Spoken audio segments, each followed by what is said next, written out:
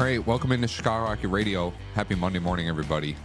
It is early, and hey, fellas, at least we're getting out of the way of like doing these shows any sort of way that you have to do them. You know, like we're like now it's Monday morning at 8 in the morning, and we took my time slot. I'm gonna plug my show here now, real quick. Go listen to Good Morning Hockey if you haven't already. Every morning, Monday to Friday, me and Ravens talk shop in the morning. Blackhawks lose back-to-back games. They play tonight against the Avalanche. I'm going to toss it to you boys. I just want to also let everyone know to subscribe to this YouTube channel wherever you're listening from. We really appreciate it. I've shouted out a lot of people. A lot of people from the UK, too. Don't feel like I gave you a shout-out last time we did that. So, but yeah, subscribe to this page. Leave 5 stars. Follow us on Instagram at Chicago Hockey Radio. It helps us out a lot. Really grow the brand here and what we're trying to do. Fellas, how we feeling today? Happy Monday. Not the greatest weekend, to be honest. Pretty rough in the Chicago sports scene. We got 2 Blackhawks losses and that Chicago Bears game last night. That was painful. Holy jumping. I mean, it's rare you see a Hail Mary actually work like that. Last second, last play. And I'm not sure what Tyreek Stevenson was doing. He was like taunting the crowd or something. It's like, bro, play the whistle. And then it goes off of him or somebody. And then what a lucky play. But yeah, I mean, and they win the game. The Commanders, definitely a tough loss for the Bears. Yeah, that might be probably the most painful Bears loss, I'd say, since 2019 Cody Parkey double doink. I know this is Chicago Bears radio, but I felt like we had to just get that out of the way because that was awful. Yeah, that was horrible. That was the worst. I think you're right. Since that double doink, like the Stevens and not just like Stevenson absolutely just selling there. And yeah, you're right. He was, as the final play was snapped, he had his back to the play and he was taunting to the crowd. Then he turns around and realizes, oh shit, they're going for this Hail Mary. And he runs over there and he's the one who deflects the pass to the guy in the end zone. And not just that, the play calling was so atrocious, like that entire game. The decision you're on the 1 yard line to hand the ball off to an offensive lineman, and he basically punts the ball with his knee straight into the defensive line. I mean, some horrible coaching decision making. So yeah, that one was brutal. And yes, we have 2 Blackhawks losses as well that we get the privilege to talk about right now. So not the best weekend, but happy to be back live regardless. And Jaden Daniels played, so those questions are going to start to pop up a little bit, maybe if they haven't already. Yeah, the media is always going to prop that story up. Yeah. Jaden Daniels could not pull away all game long. Our offense literally did not even turn on until the 4th quarter, and he couldn't put the team away. I don't think Jaden Daniels looked good at all in that game. And Caleb looked unbelievable in the 4th quarter. The 4th quarter, yeah. He completely won that game. Like he drove down the field 3 times to score. His reaction on the sidelines afterwards, like when he saw the Hail Mary, was like, "Are you kidding me, man?" Like he did everything to put us back in that game. And I mean, with how bad the offensive play calling was, I'm pleased with how Caleb Williams played. Obviously, it was kind of rough the first 3 quarters, but it's like the offensive coordinator is not doing him any favors with some of these play calls throughout the game. So, bro, imagine how good he's going to be when we actually have a competent offensive coordinator, which hopefully it will, because I don't think Waldron's the answer at all. I mean, our coaching staff is just a joke, and even the Hail Mary, it's like they gave them all that room to gain another 15 yards to then be able to make the Hail Mary. Like, why did they clear out? They should have been like along the sidelines, not giving them any free yards, but they gave them the free yards and then they let them get the Hail Mary off. That was the most Bears way ever to lose a game. Like I've truly seen it all. I think we've all seen it all as a Bears fan. Like there was this clip of like Bears fans like the game live. The one guy just one surprise. He was just like shaking his head like, yep, that's kind of expected it. Yeah, I'm not sold on Eberflus either. I feel like he's just a more defensive version of Matt Nagy. I don't think he's the answer. But anyway, we could be talking more about the Bears and the Hawks at this rate, but probably get to the Hawks now. Yeah. We got the Avalanche tonight in Colorado, 8 p.m. game. Lee, what'd you think of both games this weekend since we weren't on the post game? I mean, I didn't get to watch either of them. I was working the entire time. but just from highlights, both disappointing, obviously, for different reasons. We're up a couple of goals versus Nashville. We're unable to hold on to the lead at home, which sucks to see. Um, and then Dallas kind of shot yourself in the foot.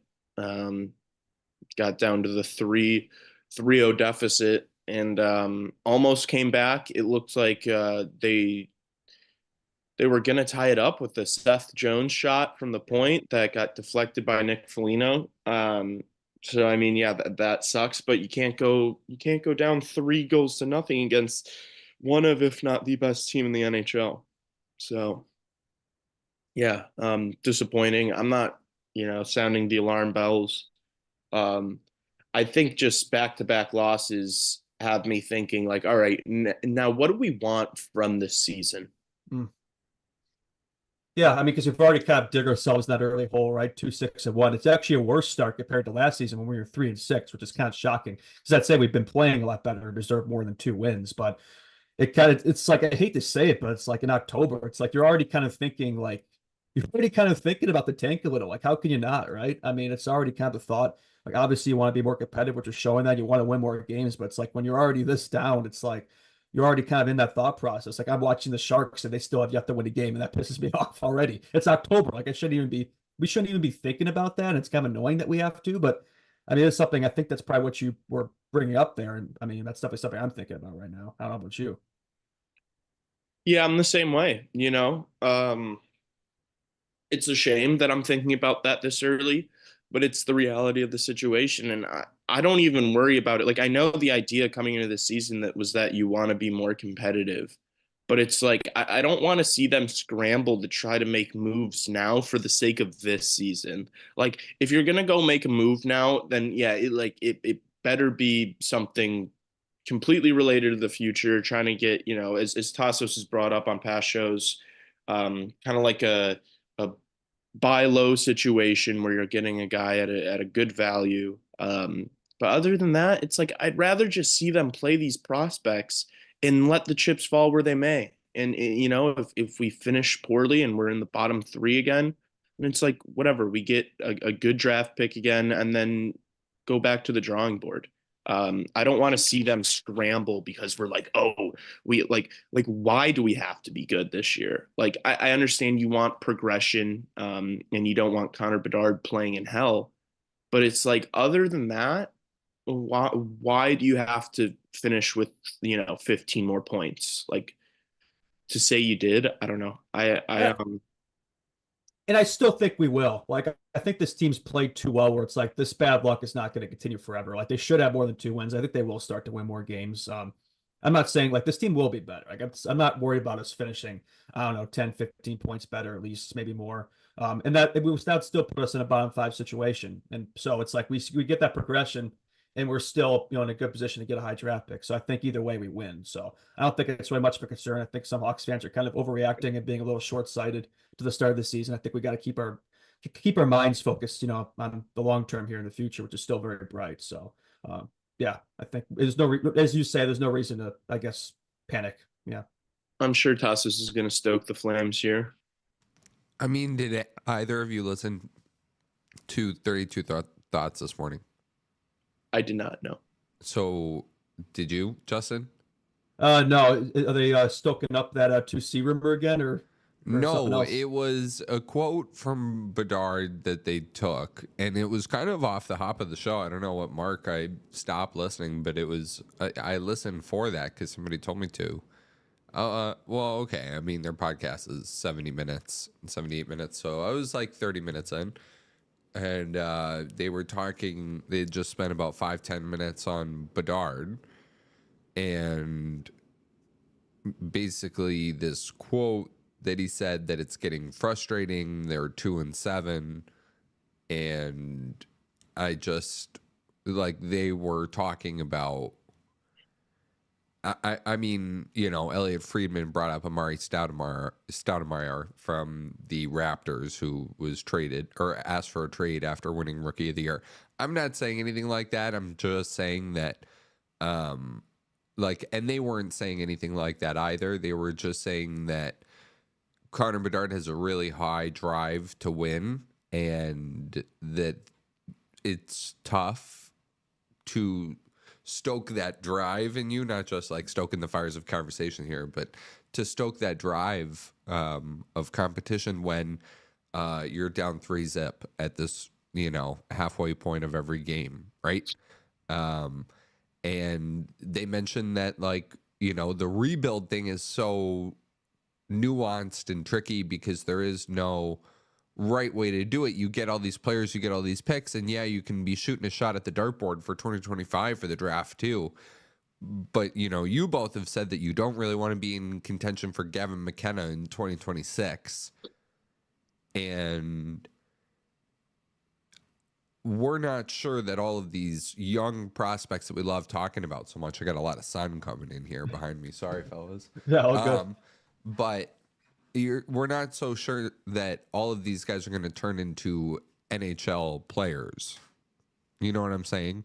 So that's why I've said numerous times that it's getting close to the tipping point here of needing to package some of these players together, try and see what you can get as far as real NHL talent. Like NHL currently, you've played 100, 200, 300, 400 games in the National Hockey League already, 500. He also said, I don't know, that we've never talked about this on the show, that the Hawks were in on Jake Gensel this summer. Wow, that would have been big, he man. said it in passing, meaning like in a way that was like, oh, everybody knew that. But I don't recall ever hearing anything about the Hawks being in on Jake Gensel. I do remember seeing a rumor before free agency that the Yeah. Hawks were looking at him. I think Taylor Bynum was probably like the backup plan if that didn't Yeah. work out, which to be fair, we got him, so that works out good. But man, Gensel, that would have been even better because that's a guy you could put Bedard, which like you could safely say that's an elite player to put on his wing and like But easily imagine you get both. yeah, you could have got both. I mean, that would have been what a top line that could have been. So that's too bad. That's opposed to do we really need to hear that? Then it's like what could have been, but it's like it does help in terms of like it shows that Katie is like taking this like probably Bedard probably appreciates that too, trying to make this team better, which it is better. I know it's not the results don't show it yet, but I think with Bedsy, I think he's frustrated not to win, but I think he's frustrated not to win here. I think he wants to win here. So I'm not really concerned about this. It's year two, it's different leagues, NBA versus NHL, like different mindsets of these players. So I'm not really concerned about, him. I know there's going to be a lot of fans thinking, oh, after his ELC, he's going to want to leave and get out of here. I think that's just probably a lot of people listen to the, media too much. And doesn't concern me. I think with Bedard, he has the right mindset. And I think he appreciates everything this organization, the face they put in him. So it doesn't really concern me at all. I think he's very motivated to win and win here. So, yeah. Yeah, I think in regards to Bedard, like I understand that he's a very competitive kid and he wants to win. That's what all these people are saying. But if you don't think Bedard is also thinking about the fact that they're literally building this team around him, like if you don't think he's also like, somewhat intrigued about what player they're going to get in this draft and how good they're going to be in a couple of years, I think you're foolish. Like I don't think he's like getting frustrated after these wins at the beginning of the season and thinking to himself, like, gosh, I'm going to have to get out of here. Like, this team's never going to be able to win. So I think a lot of this panic is from people who want there to be problems and want Bedard to maybe move somewhere. Yes.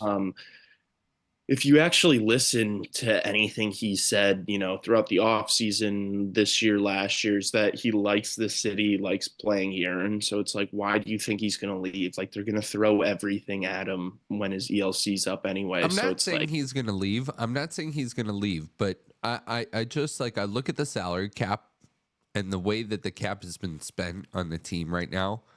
And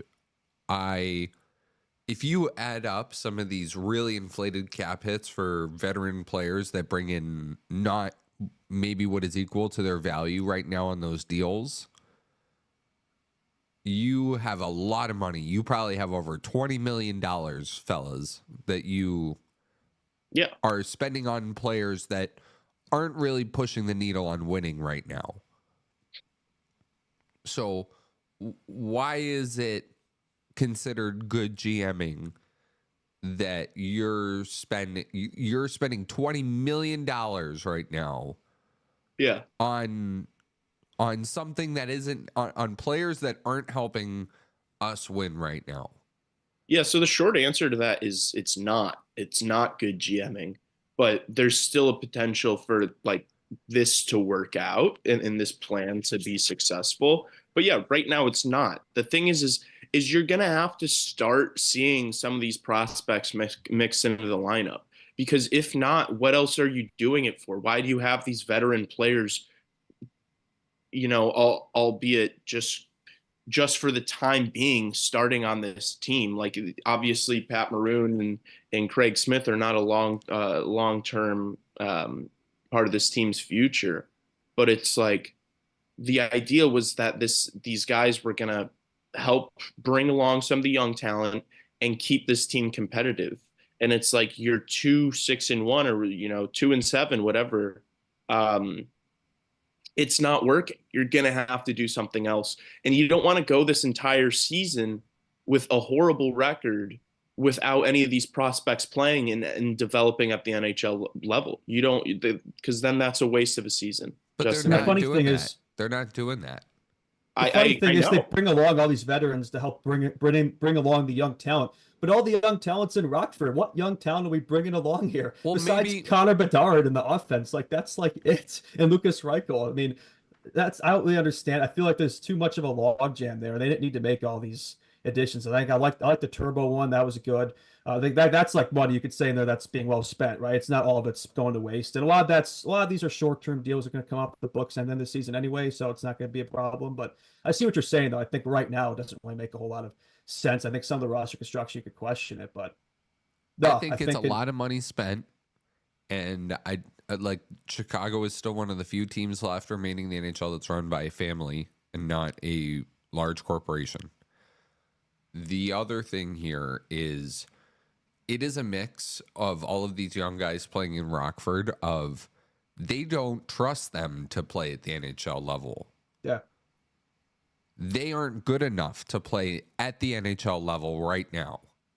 Well, I agree with the first part. I don't know if I agree with the second They don't part. trust Some them. of them I do. They don't trust them. Maybe Frank Nazar is good enough to play. Maybe Landon Slager's good enough to play. I think Levshinov could play right now. But if you're telling me, and even considering some of the young guys that are up, are you telling me that Nolan Allen is a defenseman on a Stanley Cup winning roster? Are you telling me that Ethan Del Mastro and Isaac Phillips and these different guys are going to add up to the defense core of a and I know I'm forgetting Korchinski and but I am Kevin Korchinski is a player we could spend a lot more time on, because the Hawks' success here really hinges on his development, or it hinges on what they can get back for him in a deal. And Levshinov, I think, is pretty close to a sure thing as you can get on the back end. You kind of know what you're going to get from him. But, Oliver Moore and Frank Nazar, like, I think they're both going to be excellent, but, maybe they're 35-point scorers at the NHL level instead of 50, 60, 70-point scorers. Again, I don't really believe that, but there's always a chance. And to say that there isn't is wrong. So, I just, I wonder when it's time, and everybody's telling me to, but I hear this starting to like come around in other circles, this kind of talk, and I hear other people in other pockets talking about this stuff with the Hawks. So I know I'm not like totally off base. Yeah, but I don't care. Like, I don't care about what people like not around this organization are saying about this team. Like, again, I really do think that the media sometimes does this just because they want to see stuff happening. Yeah, like, I'm just like, no, I don't think Nolan Allen is going to be your number one defenseman on Stanley Cup winning roster, but he could be the fifth or the sixth, and he could be. Is he though? Like, you better find that out right now. You better find that out right now. Definitely could be. He definitely could be. Then call up these guys up. And that was the other thing, was like, it's like a quantity over quality kind of game right now. Like right now the Hawks are playing the more quantity side, and they need to be looking more quality, I would say. It's starting to, because you're right there with some of these games too. It's not like you're getting blown out every night like the Sharks are. You know, like what was that in Vegas on Saturday? Like that was That's crazy. the thing. Like, at least you can't question this team's effort. I think you can question the Sharks sometimes. I mean, they have shown zero improvement. I mean, those additions and those young guys coming in the lineup, and they're just as bad as last season. I know Salbrini's out right now, but that's pathetic. I mean, I look at that team, it's like I almost question if they're intentionally taking. I don't question that the Hawks. I don't think this team is doing that at all. I think this team's giving it their all every night. I think this team that's good enough to be in every game. It's shown it. It's just closing it out, right? I think some of those having some of those young players like Nazar up here, I think would help with that regard. But yeah, it is frustrating. This organization's not really showing a lot of faith in those guys. It's like that should be the point of a rebuilding team, to let the young guys, young players cook and see what we got with the ones who are NHL ready. I think he is. So to your point, I guess I understand that sentiment. Yeah, what I will concede here, Tassos, is that it's not really clear what the plan is right now, to be honest with you. Oh, not at all. Yeah, it's a Dutch Vanderland plan. After these first few weeks, and you have the record that you have, and you have all these veterans that you have, and you've got the prospect pool that you have, it's like, what do you want from the rest of this year now? It's like, if there's not a massive progression, what are you doing with some of these guys in Rockford? And I guess maybe the answer right now might not be that they don't necessarily, I don't know if it's that they don't trust these guys. I think they might genuinely think they're better off in Rockford right now. Maybe they're just not good enough. What do you mean better in Rockford? These guys need to be getting NHL reps. If you're good enough to play in the NHL, you'll play in the NHL. That is how it is 98% of the time. Because but why does any young player develop in the AHL? Not every guy does. No, but a lot do. A lot do. Yeah. Yeah, I think there's something to be said for like letting players overripe and play more minutes, right? Like some players probably could play in the Hawks, but they're playing in a limited role, be getting scratched every other game, and it's like playing top line minutes at Rockford's probably better off. They get more reps in. Maybe it's not the level plays are the same, yes, and especially if Kevin, it's like with that guy, there's definitely a question of whether he's better off in the Hawks or Rockford, but maybe it's a confidence thing. Like if he lost it, then going back down could help him out, help him find that. Which I've been watching the Rockford game so far, and he looks a lot better down there. So. And a lot of those young guys look good. Levshinov's looked good his first couple of games. So I think that's good to see. Nazar, like he looks like a player who could be playing in the NHL right now. Slaggert too. I don't understand why they have some of these guys like Joey Anderson on this team over Landon Slaggert. I know I've said this many times on this pod, but it's like you got to bring in some of them, right? I don't think they all need to be down there. I've said this many times. You got to find more of a balance. I think this roster isn't really striking that balance. I think with Kevin specifically, it's going to be a big question of how quickly are they going to call him up, and what kind of role are they going to try and trust him with going forward? And you got to just start giving these, because I know Kevin's still really young, but I don't think if you're Kyle Davidson, you can't let Kevin Korchinski sit in Rockford the entire season. No, that is not. A lot of those guys, like Nazar too. Most of those guys need to be playing games in the National Hockey League, so the Hawks can know what's going on with some of them and if they are sticking to the roster. And I know, this is like where, because you guys are lifelong fans of this hockey team now covering it, right? Like, not all of these prospects are going to hit. Oh, yeah, we've seen it. Not all of these prospects are going to hit. Where all these prospects were getting attached to, Lee being a big AJ Spellacy guy, there's a chance he doesn't play in the National Hockey League. There's a chance he doesn't play a game, right? I can recall many Hawks prospects over the years I was so excited for. I thought they'd be big and never really even made the roster. So I see your point. You know what I'm saying? For sure. Yeah. Yeah, go ahead. It's like, I think, as you said, I think it does make a lot of sense. Like, we have so much pieces, so much. It's like not all of them going to make it, but it's like even if they do, it's like you got to ship off some of them because there's not enough space for all of them, right? So I think to maybe trade a couple or here and there just to get some established pieces.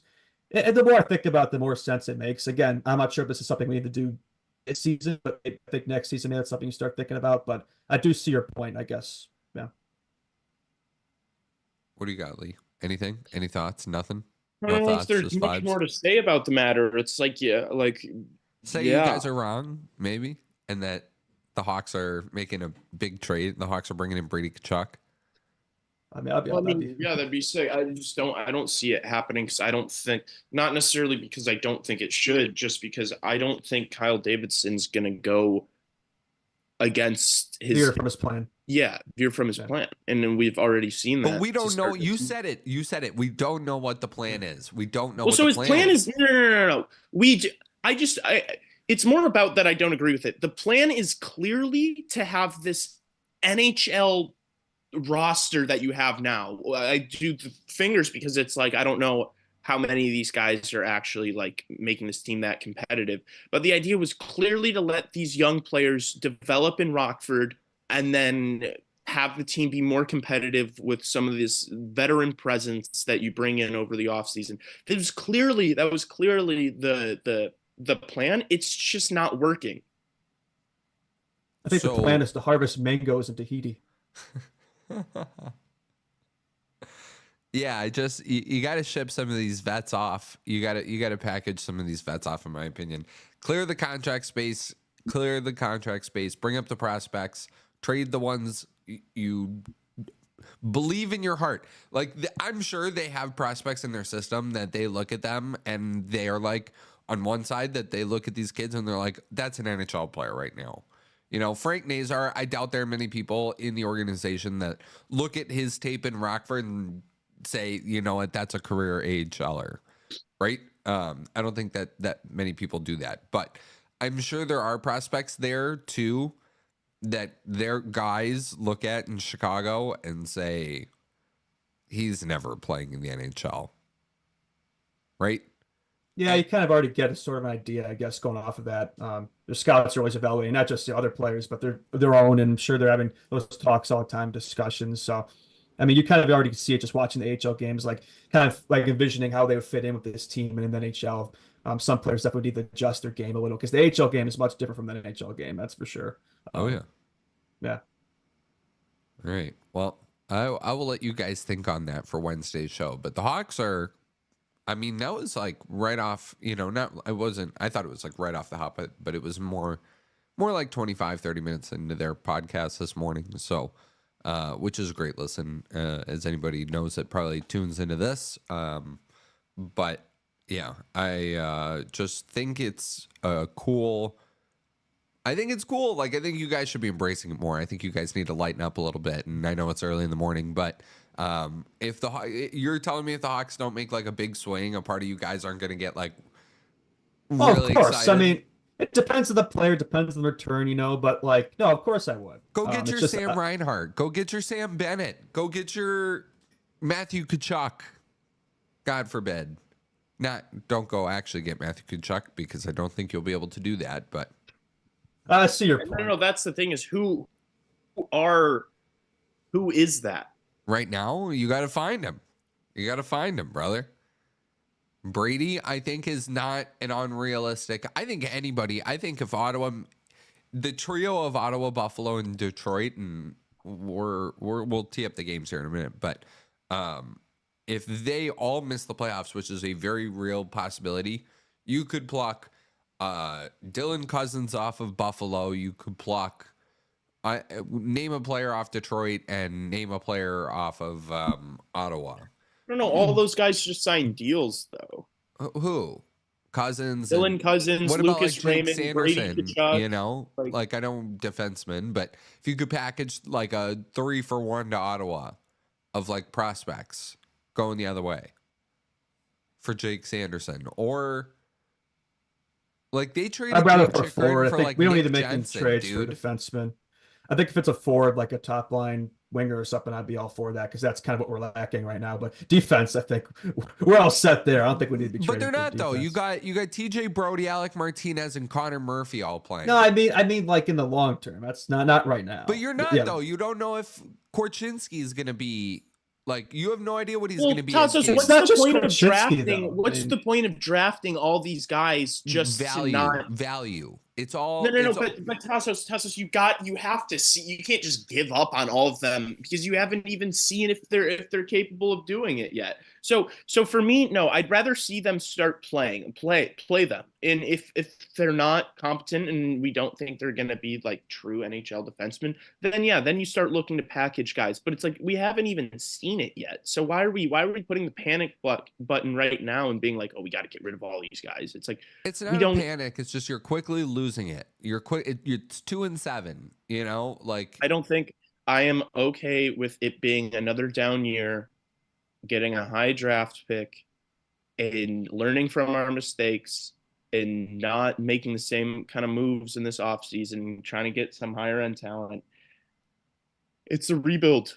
All right. Like I'm not, I don't know. I'm on the same completely page. different. Like I don't understand the urgency of like we got to get this done quick. Like I don't it's understand not a it. quickly thing. It's that it's a Well, you guys you are making it seem that way. Everything you no. say Oh, okay. is that All right. there's some reason, there's some sort of like deep underlying reason Because to it's why not you have to. guaranteed that Kevin Korchinski is an NHL player. That's what that is the point. Like I know that like It's just like But so then why move on now? Like we don't know it's that. it's no, way you too don't need to early move to. on now, but I'm just saying that it's something Then that why are we you have talking to about but it's something you have to start thinking about. It's like the trade deadline gets closer as all of these sort of things start to come into clearer focus of what you believe with your team. The AHL team starts getting more games under its belt. You really like I don't know, man. You know, if they really believe they were NHL players, they'd be playing in the NHL right now. So, I don't think that's true. I mean, some prospects, you can't just throw them in the NHL, right? I mean, we saw that with Korchinski last year. I mean, it was either go back to juniors or play in the NHL. Probably should have went back to juniors, in hindsight. But some prospects, even first rounders, just they need time before you insert them in the NHL. Not everybody's, Connor Bedard and just shows it right away, right? then they should have sent him back to junior hockey last year. Yeah, I agree, but it's this year. You can't it's do anything about that now. yeah. Like they had no choice last year with the Rockford AHL rule, which I think is kind of stupid with the junior players. But Well, then they should have alas, sent him to Seattle. Like I don't know. No, I don't. I disagree with you. I think that Blackhawk fans should be patient because we're clearly coming on something potentially very good, and that I don't want to squander that just because I'm not happy with the record this year.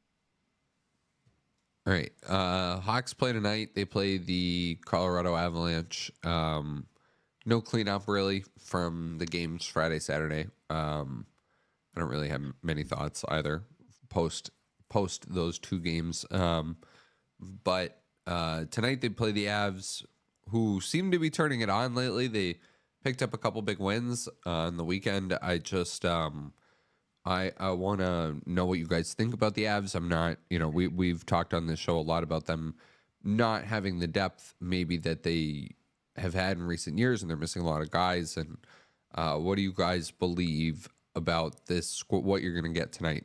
I think it's pretty funny that since Lee was dogging the Avs for being 0-4, they've won every game since then. Now they're 5-4. So maybe they're not so bad, boys. Maybe not just Lee. I think all of us kind of were, to be fair. But I think that team's better than we think. The depth isn't quite there, but it's going to get better when these guys are getting back from injuries. And they're already showing that improvement, right? And with the Avs, I definitely worry about this matchup because, I'm just thinking off the top of my head, I can't remember the last time the Hawks won a game at Colorado. It feels like every time we play there, they absolutely curb stomp us the last few seasons. So, but Georgiev's starting a net for them tonight, I think, which that could be something the Hawks could expose. He's had a rough start to the season. So should be a high scoring affair, I think. Should be an entertaining game, I think. If you're the Hawks, I mean, yeah, you don't want to lose 5 straight. You want to win tonight, but at the same time, the way the Avalanche have been playing lately, it could be tough. But maybe they're due for a loss. Maybe 5 straights. Like, you look at them like they're due. And the Hawks are kind of feel like due as well for a big win. But we'll see. Yeah, I think it should be a close one. I don't think that the Avs are. I still don't think that the Avs are good. I think that Mika Rantanen and Nathan McKinnon and Cale Makar are some of the best players in the world. I don't think the whole team's good.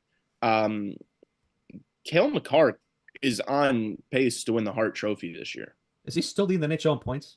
Yeah. That's crazy. He didn't have any in their last game yesterday, I think. But But yeah, I mean, we're talking about a defenseman that could realistically win the Hart Trophy for the first time since what, like 2000 or some shit Yeah, like when's that. the last time that happened? Like, Was it like Lidstrom or something? he's Or Chris unbelievable. Pronger, And yeah, that doesn't change the fact that I think they have no depth and not a good goaltender. Cale McCarr did have a point yesterday, by the way. He had the only assist on Ross Colton's goal. Not that it's that deep, but yeah. Okay. that shouldn't have thrown you off that much. My bad. That's all right. Yeah, I think that this is going to be probably a high scoring affair. I don't think they've been particularly good at keeping pucks out of their net. I would think it's going to be like a 5-3 Avalanche win based on what I've seen, but who knows? Yeah, we're kind of due. I could see them somehow getting a win like this on the road, one that they probably shouldn't. But yeah, those guys are going to be hard to stop.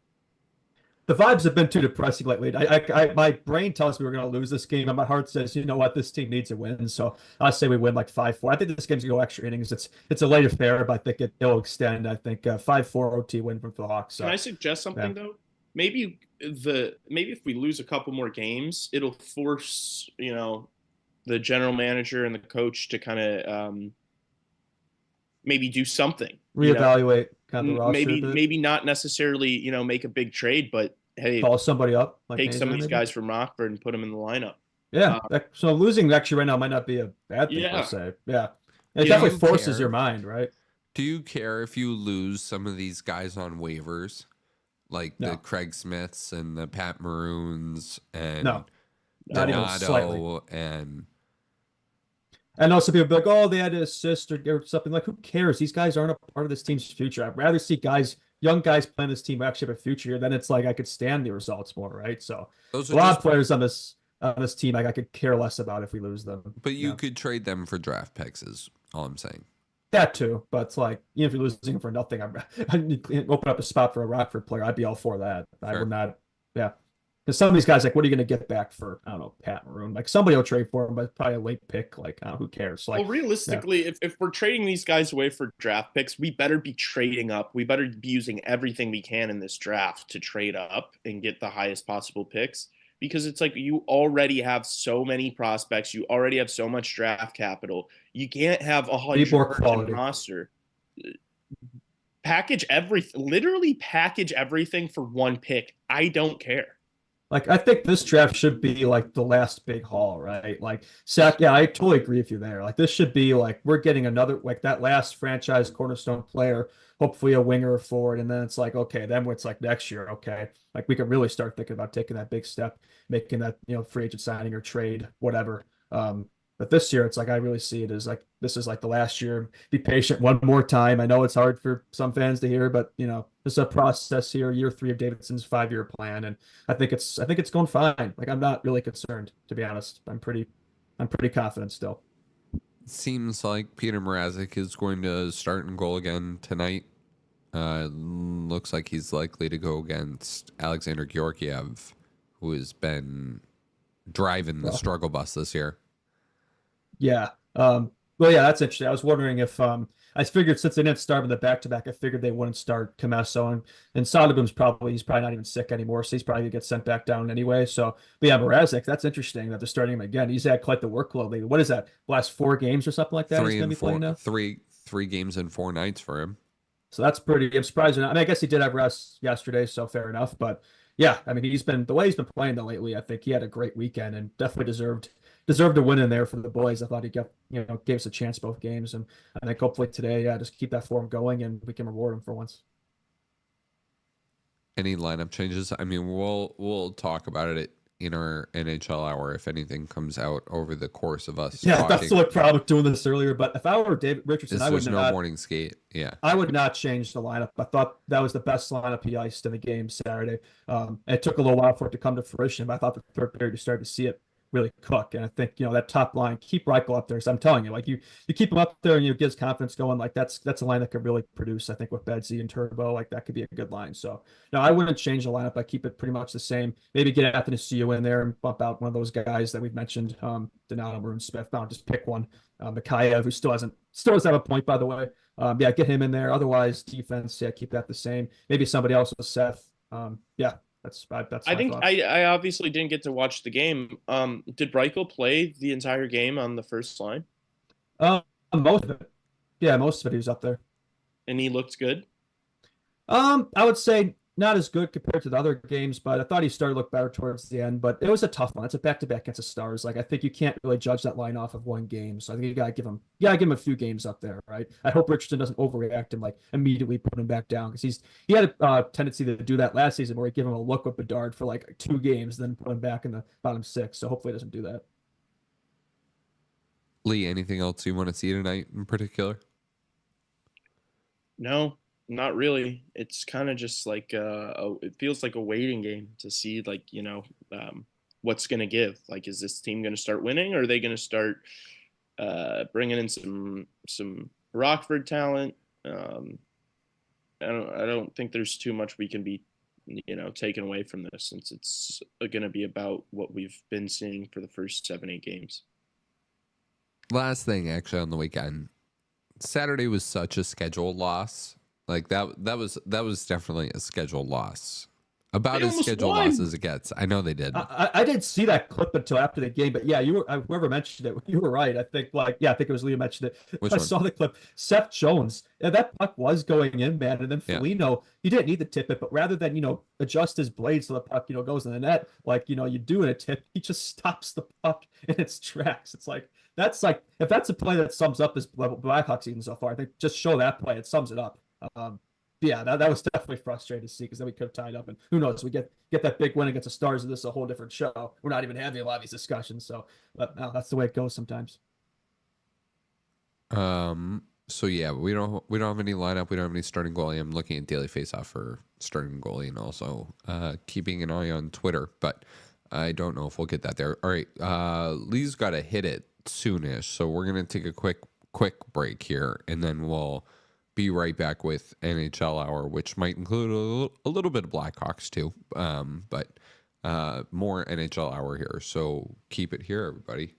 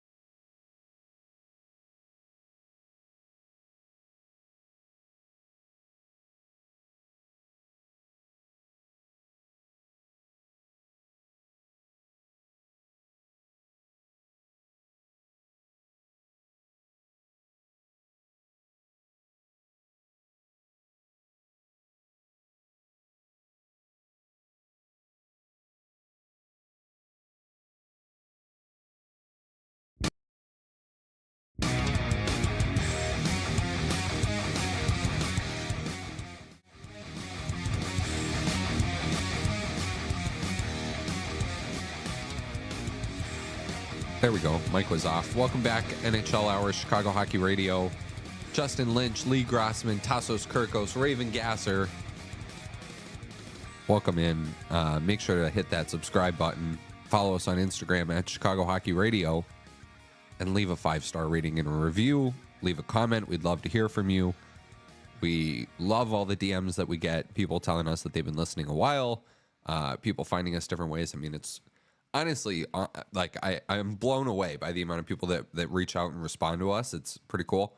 It seems like it's a couple of people a day now at least, which is something, and we appreciate you all. So make sure to hit that subscribe button and do all those other things as well. It really helps us out a lot, and we appreciate it. It was a great weekend of hockey. I don't know, like I know Lee said he was working a lot this weekend, but it was a great weekend of hockey. 8 games on the NHL tonight.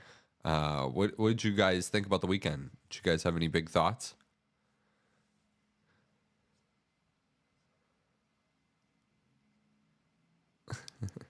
Yeah.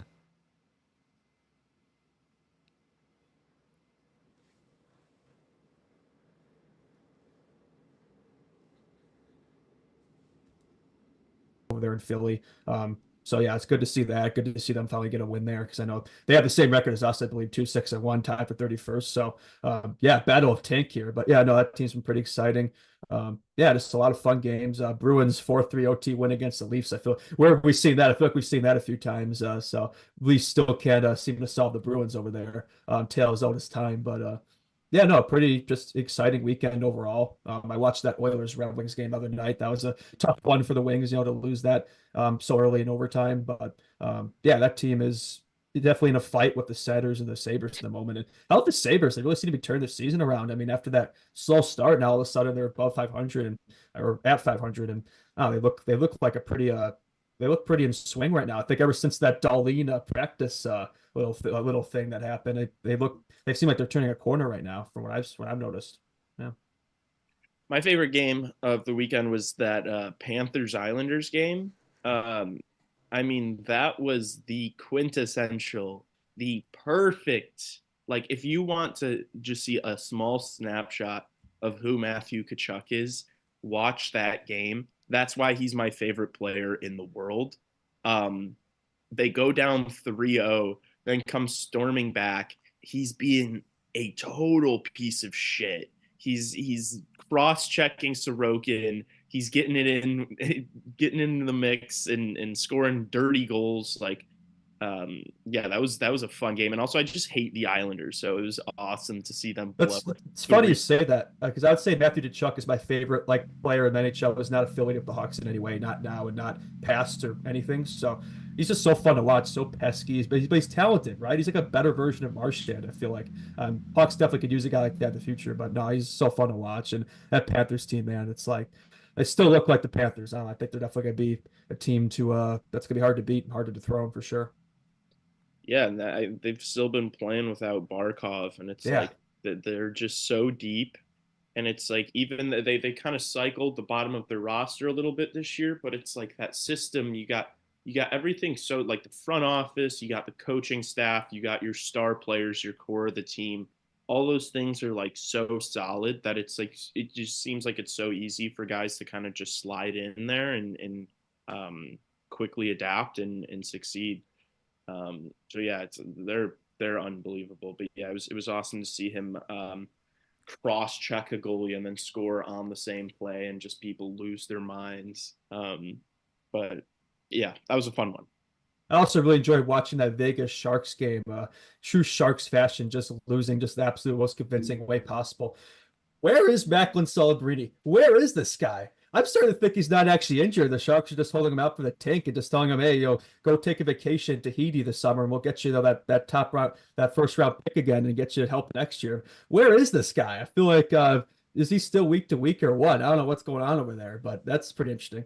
Yeah, Mike Greer said last week that it was going to be another 2 weeks ish. I feel like they keep extending that too. They do. They did from the last time that they had spoken about it, but I still don't remember him getting hurt in his debut. He looked so good out there. I know he had something in the preseason. I think maybe he aggravated, but it's like he didn't look like somebody who was playing injured. I'm not saying anything right now, but I don't know. Maybe something after the game. Like sometimes you don't notice things. Like, there's not a specific play that maybe aggravated the injury, but I don't know. I don't think Macklin Celebrini is going to move the needle for that team. I think when he comes back, they're like, now that they've just like, he looked good because it was their first game and it was like, oh, let's go first game. Like there's hype. Like you don't know how bad they are. That team's fucking horrible. And so I think if he comes back, it's going to be like not like an instant impact. I think he's going to struggle just like the rest of that roster. Um, I think they're going to be the worst team in the NHL again. Is it possible that they're even worse than last season? Is that even like, I don't know how you could get worse than last year. They didn't even have 20 wins or 50 points, but they might not be that much better. I think they should be, but it's like we're not seeing that so far. Just no structure. I don't think they're going to win anytime soon. I really don't. I mean, I know Utah's kind of, I think they play them tonight, and the way Utah's been playing lately, maybe they can get that first win. But then they play us on Halloween. I swear to God, if we let the Sharks win their first game, I will blow a casket. But I don't think that's going to happen, especially without a Mac. When I think Betsy's just going to cook, and that team's hopefully that'll be a nice blowout victory in San Jose. But I don't want to say that though, because then then they're going to get that first win. You don't want to be the team that lets the Sharks get their first win. Yeah. What if it ends up being like last year though, and we win the head-to-heads, and that's what ends up getting them the first overall pick? I swear, man. But you gotta get some movement in the lottery. You can't have 2 consecutive years of no movement. So this year, I think they're not gonna let them get it 2 consecutive. Not saying the lottery's rigged, but I don't think they're gonna win it. Even if they're last, I don't think they're gonna win it 2 years in a row. Hopefully not, at least. Because if the Sharks get Higgins, holy shit, that team is gonna be stacked. So we don't want that. Yeah. Okay. Oh, you guys are looking at me to redirect the conversation. Yeah. Gotcha. That's why I thought you wanted to say something. Gotcha. All right. No. For sure, guys. I got it. Don't worry. Oh my gosh. Just the shoulders over here, Oh my getting a God. little. Sorry. No, it's just the Agree show over here without me today. So, no. Montreal is also looking pretty good so far. It was nice to see Kirby Dach. It was his first goal since March 2023. Got that on Saturday, so that was really, really cool. And then they picked up another win yesterday over Philly. Yeah, I don't know if you guys particularly care. I just thought that was a good moment. Blackhawks legend, yeah. A good moment for a player that's been fighting it a little bit on the injury front and has worked his way back numerous times, only to see himself get hurt again, and is now really trying to take that next step in his NHL career and show he can play the center position on a good team in a important role, a frontline top 6 position with talented players. They moved him. Marty St. Louis moved him up, I think, to a pseudo first line. I don't know that any first line that doesn't have Nick. I think he split up Suzuki and Caulfield a little bit, put Dach with Caulfield. But yeah, I don't know if you guys have any words on Dach. No, good to see. I mean, he missed the entire season last year because of a Jared Tenorti hit. So that was rough to see. You still want to see him succeed. I like Kirby Dach. I like his personality. NHL player personality, rare to see, but he definitely has that. I think it definitely has a bright future. Definitely could be a top 6 player in this league. I don't know if he's going to be elite. I'm not really sold on that, but I think he could be a very effective player. Maybe not third overall effective, but no, I think he's got a bright future, especially in that Canadiens team. Man, I mean, we could talk a lot about the prospects they have for sure. Definitely a very team with a lot of bright, future. And then Demidov too. I mean, in KHL, he's lighting it up over there. As a 13th forward too. Like they've hardly been playing him, and he's been looking really good over there. So that's just making me really happy to see that. They're playing him a bit more now. They are now, yeah. The Habs probably were complaining about that. Did they send some guys over there? Probably just like, hey, we gotta give them a lot. I think they have guys over there right now, as we speak. Yeah, it doesn't surprise me. But yeah, speaking of Blackhawks legends, I don't know if you guys saw this. We got some breaking news here. At least the Maple Leafs have signed Jake McCabe to a 5-year extension worth $4.5 million AAV. So I don't you guys think about that? Oh, are we back to back? What? Back to back for breaking news on the show? There we go. Yeah, it just happened. Yeah. I just saw it on a podcast player here. Yeah. Tassos, how do you feel about that? Yeah, that's a question for you, right? You're the really? Leafs guy. I don't know why I'm the resident Leafs guy here. I think it's because you're a Leafs fan. What? I'm not a Leafs fan. Well, he's a Hawks fan now, but he was a Leafs fan, but now he's a Hawks fan. Yeah, I love the deal. Jake McCabe plays so hard. He plays. I think on the open market, a team would have given him 6 years, maybe even 7. More of a Nikita Zadorov type. I mean, if you think about what the Bruins paid Nikita Zadorov, I'd almost rather have Jake McCabe than Nikita Zadorov. Really? Yeah. Oh yeah. Oh yeah.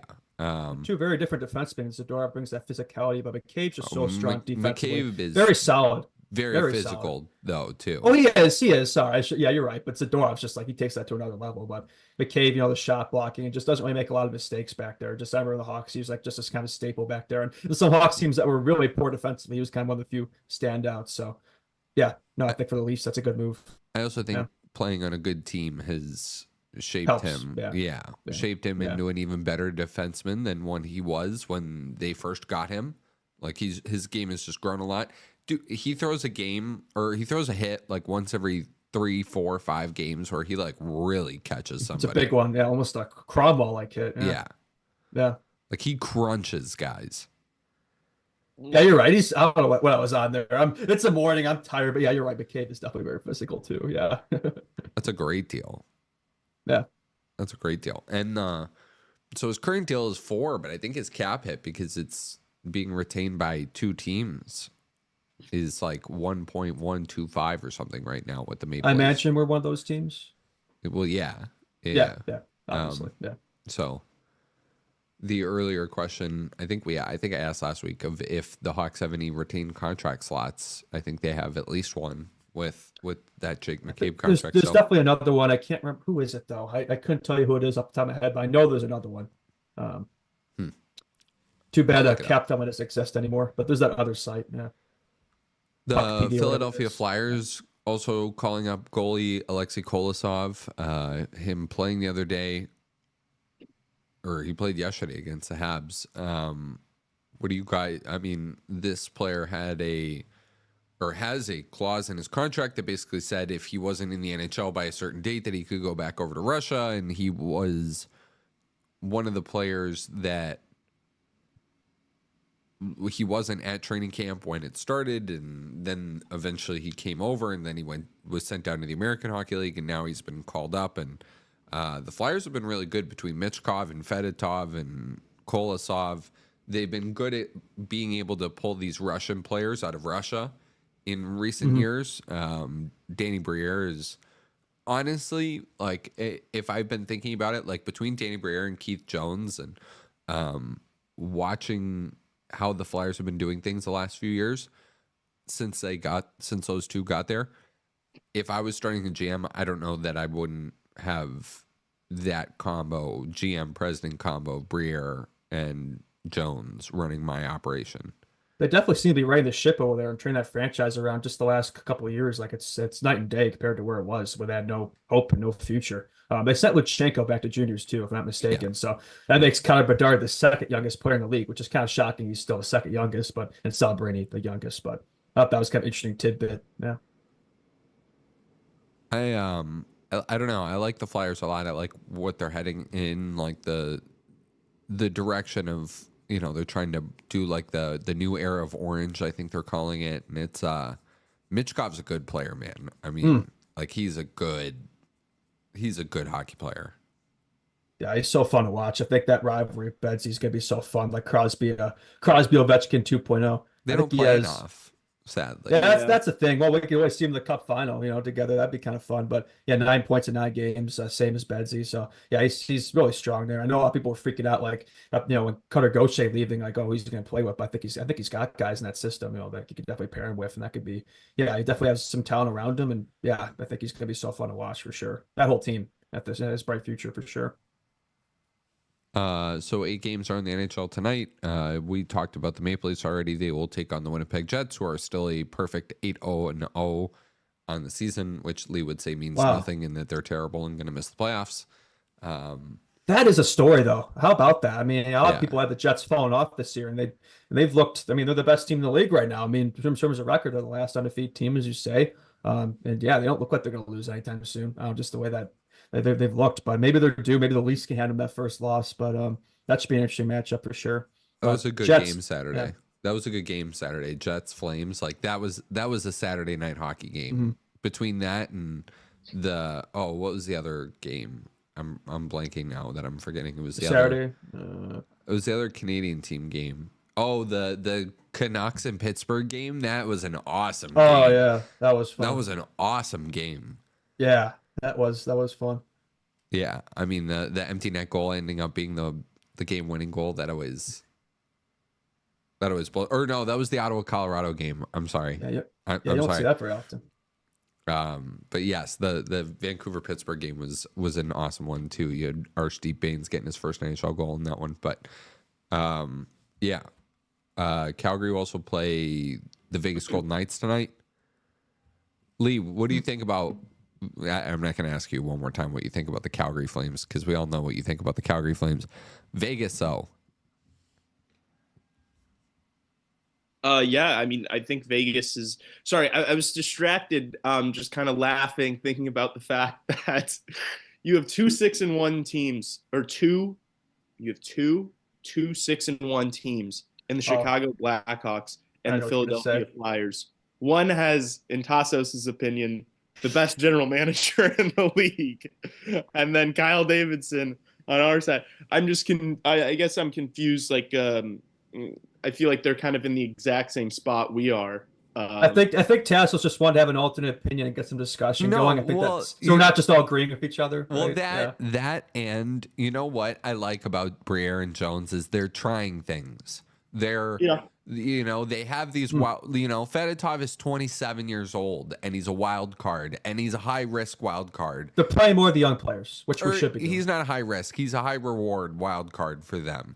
Like, that's a big payoff if that works for you in that contract, and they bring him over. The Michkov thing was a risk, and they took it, and they were one of the teams that wanted to put, their what's on the line and go for it. And I remember when drafting Michkov, it's like he drops to 7. Sorry to interrupt. It's like there's all this fear that like, oh, when's he gonna come over? It could be years from now, could be 3 years, could be more. What if he doesn't even come over? And look at that, 1 year and he's already here. So and he looks like the player that has been advertised. He probably should have gone number 2 in that draft if we're gonna be honest. So I think those teams that passed up on him kind of looking like fools right now in the Flyers. That could be a move that just changes the trajectory of that franchise for sure. But they're I agree. I like the Michkov move too. I was just saying that like I feel like they're, as a franchise, in a very similar place that we are right now. They have better pieces. You have guys like Travis Konechny. The Hawks don't have a player as good as Travis Konechny on their roster. Right now, the Flyers are looking a bit better, but I think the Hawks pipeline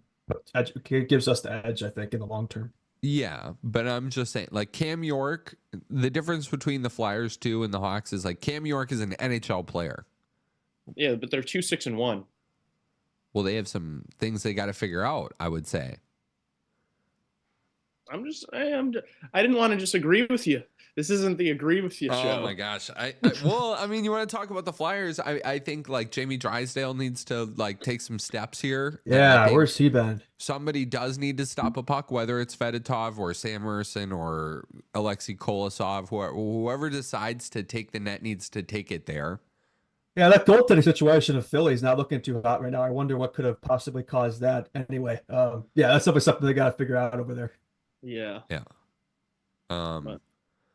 So there's a lot of question marks still with that team that you are caught in like having you have the older guys, the Sean Couturiers, and you have these like prime aged guys like Konechny, and then you have the younger now, the Michkovs, but also like the guys that have been there a little bit too, like the Joel Farabees and players like that too. And he's struggling. The Noah Cates too, he's been struggling. So I don't know what's going on with Philly. I really don't, but I do think that their brass is really good, and I don't think that the Hawks brass isn't good.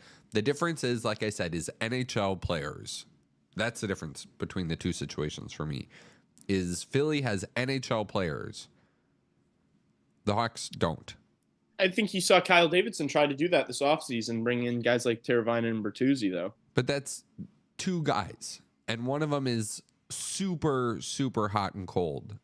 Mostly cold. Yeah, what has Tyler Bertuzzi done? Like, what does he do? Nothing. He's been invisible, but I think eventually he gets going. Hopefully they need him to get going, especially that power play. I think big reason why that power play's gone 0 for the last 8 or whatever it is because they rely on him for those net front goals, and he's not producing that right now. But you get him going, and then, okay, you got 2 right there. Defense, Martinez is out right now, but I think he's an NHL player. Brody's been ass, so I don't even know. He's an NHL player, but he's been ass. And you got just a bunch of guys like Ruben Smith, like, I don't know about them. But, no, I think KD tried that, but maybe maybe you're thinking that those weren't some of those moves are maybe not looking too hot right now. I don't know, but I'd rather have some of those young guys up. I think we talked about this, but to transition, one thing I'm noticing, look at the standings right now. Are you guys seeing this? Look at the Atlantic Division right now. From Buffalo to Ottawa, all these teams are 4-4-1. What the heck? That is interesting. Yeah. Yeah, that's they all have 9 points. Ottawa's 4-4-0 actually, but from Buffalo to Boston, every team is 4-4-1. That is so funny to look at. What a division. Yeah. Yeah, I think didn't we all think that like 5 teams were going to come out of the Atlantic and only 3 out of the Metro? Yeah, I Right still now, it's think looking that. like the reverse. The Caps have looked better than I expected, to be honest. I know it's early days, but I think that was a team none of us were really that high on going into the season. And I mean, so far that team kind of looks like a wagon, to be honest. So I don't know if it's going to last. I'm not really sold on that, but If maybe the it does. goaltending can hold up, they'll be a playoff team. I don't know. There's still retirement home. It's hard to do for 82 games. That's not really true anymore. They brought in guys like Mangiapane, and Chikrin looks really good, and Dubois. Dubois needs to play, dude. He exists. Dubois needs to he needs to like play better. He knows he needs to play better. Job in a couple of years. Yeah, like he'll get bought out if it doesn't turn around for him. Yeah, that guy's a suitcase, man. He's probably going to break that record for most teams played on by Mike Sillinger by the time he retires. Seriously, like he's never happy wherever he is. That guy, I don't know. He's probably not going to be there much longer. He's going to find something to be unhappy about. What else, fellas? The Florida Panthers taking on the Buffalo Sabres tonight. One of those 4-4-1 teams you were talking about. I think Florida's going to roll them, but should be a good game. I think Buffalo's starting to find it a little bit. Yeah, they haven't lost since they beat us. They've won every game. Yeah. Yeah. And then the Edmonton Oilers taking on the. I've got to hit it. All right. Have a good rest of the show, and I'll be talking to you tonight for the post game. Are you coming on the post game? Yeah. Yeah. Cool. All right. There we go. All right. Peace out. Boys. Absolute cinema. Oh, got a what little change of pace here. Yeah. What a transition by your boy right here. That was nice. That was so smooth. Holy. That was real smooth. Yeah. Impressive. That got me going. That was really good. It's funny. Normally it's me that's leaving the show early today. It's Lee, so I guess it's opposite day today. But no, good to still be here. And the props of doing this early. Don't have to worry about rushing to classes or anything. Yeah. So I'm excited tonight. Also, Nashville, Tampa should be a really good game. Carolina and Stamkos returning to Tampa. Is that at Tampa? Yeah, Stamkos returning to Tampa. That's a big one. I didn't even put that together. You're so right. Oh my gosh. Well, if it's a game for him to get going, that's the game right there. I think he's gonna be very motivated to have a big night tonight. I hope he does. I would bet everything you have on Stamkos doing something, whether it's a goal or whatever. I think you can pretty much lock that in.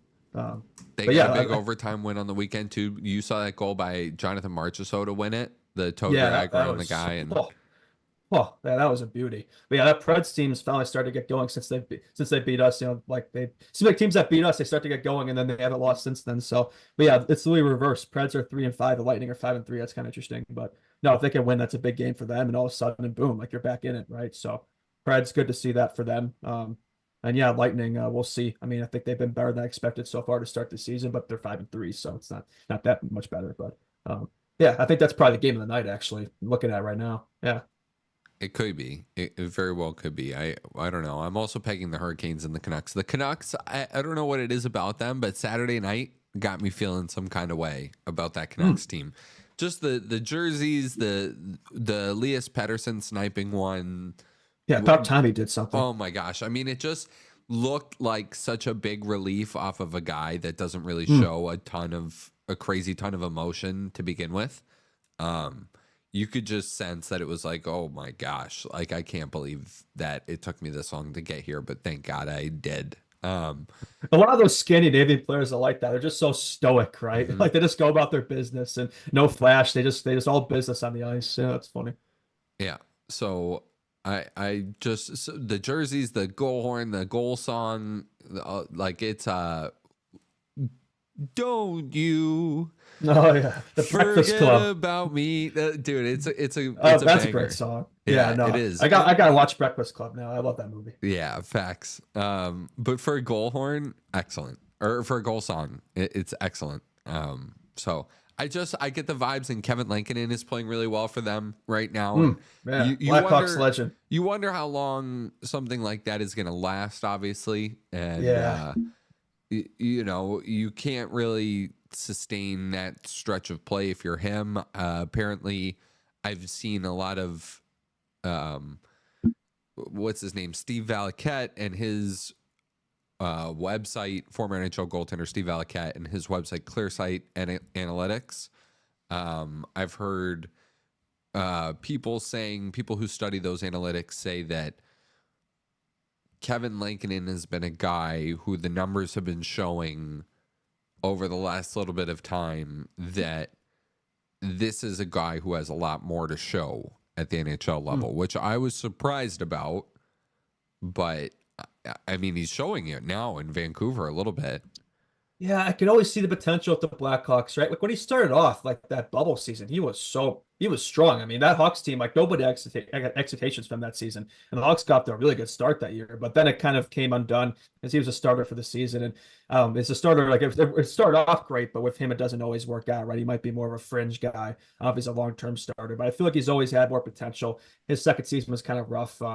As a backup to Fleury, but that Hawks team was kind of brutal, so it's not really all on him. But Nashville, I think he was a decent backup over there, but now he's getting more of a chance of Demko out in Vancouver to show what he's got again. And I'm not sure if it's sustainable. I'm not sure if he's going to keep playing like that, but I do think he is a goalie, and I think he, could be just a good backup fringe starter in the NHL. But I don't know if he's going to be a starter though. That's the question. No, neither do I. I just, it's more of a how long can he keep this up while Thatcher Demko is out kind of deal. That's big for them, right? If you got a decent record when he gets back, I mean, that's huge. Yeah. Quick correction from earlier. Cale Makar does not lead the NHL in points right now. It is Mark Stone. It is Mark Stone with 17 points. And so 15? He's 17. Makar is 16. Okay. And I'm going to do a section on this. Shout out Good Morning Hockey again, coming out after this today.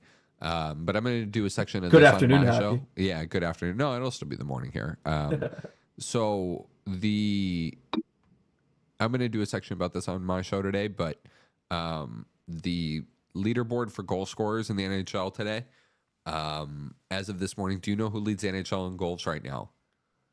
Oh, I actually do not know. I couldn't even guess. I have no idea. Nico Hischier. Nico Hischier has 9 goals, and really 3 players, Kucherov, Cole Caulfield, and Ross Colton, are tied for second with 8. Yeah, Ross Colton has 8 goals. Oh, he's been playing up there with McKinnon, so I guess that explains that. But yeah. Wow, Nico Hischier. I mean, he's a guy, very strong, first overall pick, good, two-way player. But you always kind of felt like maybe there's a bit of offensive game that's untapped there. I mean, it looks like he's showing at the start of the season. Maybe there's more there, so that's good for him and that Devils team for sure. They could definitely use that for sure.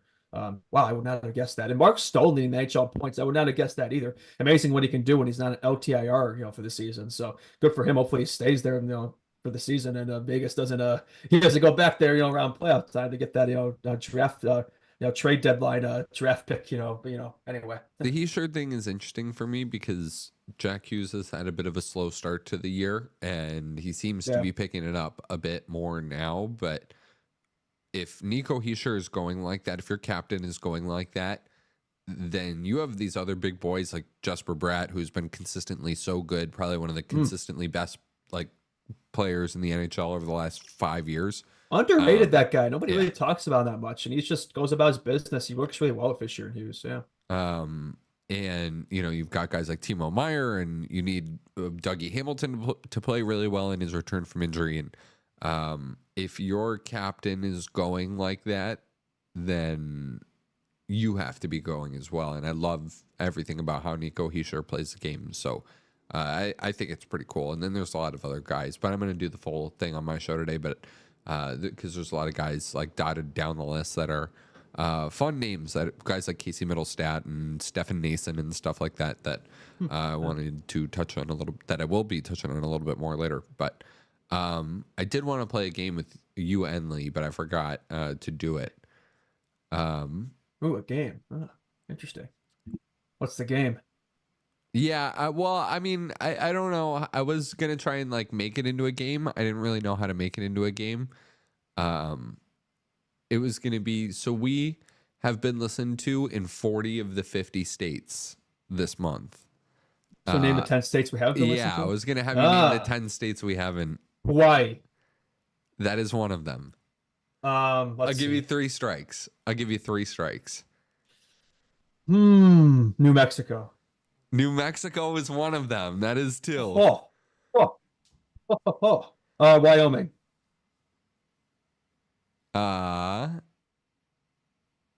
Wyoming is one of them. That is 3. Wow, look at this. You're 3 for 3 so far. Wow. Okay. Louisiana. Nope. We have had. Damn it. We have had many listeners actually in Louisiana this month. Really? Shout out everybody in Louisiana. I didn't realize Louisiana was a hockey hotbed. Let's see. Mississippi. No, we have had listeners in Mississippi Oh this no. month. Quite One a few. more strike. West Virginia. Oh gosh, I think you're wrong. Me not knowing. Yeah, no, we have had some listeners in West Virginia. So I went the first 3, then the next 3 I was went, off. Wow. You went the 3 up. Yeah. The other ones were Idaho, Oregon, which is surprising to me a little bit. Yeah, that is surprising. Hawaii, Montana, or no, you said Montana, right? I said Hawaii. Yeah. Or you said Hawaii? Yeah. Oh, okay. Alaska. That was an easy one. I don't know what hockey is over there. Wait, really? No, I would have thought No Alaska. Alaska. Huh. So I know that's somebody 1, who 2, lives there is a 3. big Hawks fan. I'm not surprised you don't listen. Huh. North Dakota, South Dakota, and Maine Dakotas. is the last Maine's one. surprising. Yeah, Maine's pretty. I would not have guessed Maine. Yeah, some of those definitely make sense. A lot of sense. weird hockey places. Like I'm always shouting out Maine on my show too. I'm Yeah. a big Maine Black Bears guy. That's one of my favorite college hockey teams.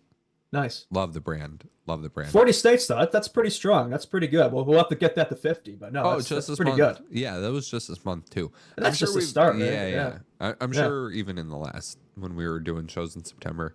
Oh, I'm sure those other states are all listening. Yeah. Yeah. Yeah. So, no, I thought that'd be a funny game to play. Are you a big college hockey guy or no? I get all the games here because I have ESPN Plus. So, I mean, they even have.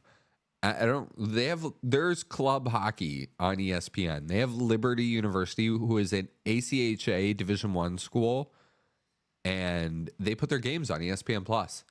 Yeah, I mostly watch. That's pretty cool. I mostly watch Big is. Ten, and like basically, if there's a Hawks prospect, I'll watch them. Like Minnesota, right? They got Oliver Moore and Sam Renzel. By the way, Sam Renzel, I don't know if you've been watching. Has been He's a having good a player. fantastic start to the season. Like he could definitely be a piece in that blue line. I'd like to see a little more from Oliver Moore. I feel like he's had an okay start, but I think he should be a driver on that team, right? You want to see a little more from him. But no, I watched a little bit of MSU last year, and Michigan with Frank Nazar last year. Watched them a lot. But I need to watch more college hockey. It's a lot of fun. Every time I watch it, it's entertained. I don't watch it enough. I need to get into it more. Yeah, I love college hockey, much in the vein of junior hockey, and why the World Juniors is so fun. It's because the guys care so much, and I love the World Juniors. I can't. I always. That's like one of my favorite times of the year. I always love that tournament. It is the best time of year. It's the best hockey. It is some of the best sport, in my opinion, in the world. But they care so much, and college hockey they do the same too, especially once you get to the Frozen Four, and like being at some of these schools, the passion that you feel when you're at a school like Michigan, where the student section or Notre Dame or something like that. I've been to a few Notre Dame hockey games, and the students there are so like live into and it, breathe, and like they are diehards about it, and it's awesome. It's really cool. So I love watching that. That's like a Friday night thing for me when there's not a lot of hockey on, NHL hockey. I will indulge in a college game or two. Because that was like a Friday, Saturdays, the big college days, right? Yeah. Any other thoughts from tonight's games or anything else you wanted to get off your chest here while you have the time? We will be back later tonight. I think at least said he'll be here, so I guess all three of us will be in again. There you go. Unless you wanted the night off, but we'll give you the night no, off. No. A few. No nights off for me. I'm here every time. All right. No. Sounds good. For sure. Now looking forward to it. The Avalanche are in a back-to-back, by the way. I just noticed that. So maybe that plays in the Hawks' favor a little bit. Maybe there'll be a little, the legs aren't quite under them. We can take advantage of that. But hopefully we can get a win here. I think this team, I think we all could use a win. I think but boost those numbers on the post-game show. I think more people watch after wins. So hopefully the Hawks can listen to us and get that done. Seriously. Okay. Subscribe to this channel, follow us on Instagram, and leave a 5-star rating and review. Those are the 3 steps. If you enjoy the musings and the hockey convo of Justin, Lee, and Tassos, please do those 3 things. Any of those 3 things would be great, but all of those 3 things would be better. So we love and thank you all. Yeah, and we'll be back tonight for the post game after the game against Colorado. Brilliant. All right. Peace out.